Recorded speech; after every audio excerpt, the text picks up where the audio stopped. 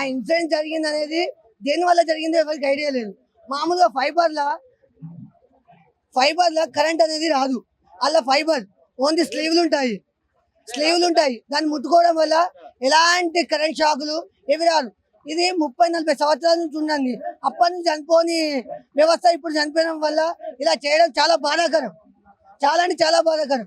దీని మీద చాలా లక్షల మంది ఎంప్లాయీస్ కుటుంబాలు ఆధారపడున్నాయి. వాళ్ళు ఇప్పుడు ఒకేసారిగా ఫైబర్లు కడియడం వల్ల దీనివల్ల నష్టం అవుతుంది. ఎంప్లాయ్మెంట్ మునిగిపోతుంది. చదువుకున్న వాళ్ళు ఏం చేయాలో అర్థమైతలేదు. అయోమయంలో పడిపోతున్నారు. గవర్నమెంట్ ఇలా కాదు, ఇలా చేసుకోండి, ఇంత టైం ఇస్తున్నాము, మీరు ఇలా కాపాడుకోండి, దీన్ని నీట్గా చేసుకోండి అని ఒక పిలిచి మమ్మల్ని చెప్తే మేము ఎలా చేయాలో అలా చేసుకుంటాం. నీట్గా ఇవాళకి పంచింగ్ మొదలు పెట్టారు, నీట్గా చేసుకుంటున్నాము. బట్ ఇంతకుముందు చాలా గవర్నమెంట్లు వచ్చాయి, మారాయి. ఇంతకుముందు రాజశేఖర రెడ్డి ప్రభుత్వం, కాంగ్రెస్ ప్రభుత్వం ఉన్నది. దాని తర్వాత 2 సంవత్సరాలు కేసీఆర్ ప్రభుత్వం ఉన్నది. దాని తర్వాత ఇప్పుడు రేవంత్ రెడ్డి ప్రభుత్వం వచ్చింది.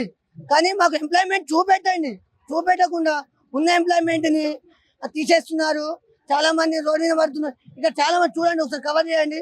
చాలా మంది ఎంప్లాయీస్ చాలా మంది ఉన్నారు, చాలా ఇబ్బంది పడుతున్నారు. సో గవర్నమెంట్ చర్చలకు రప్పించి ఏందో మాకు పరిష్కారం చూపెట్టాలని మేము కోరుతున్నాము.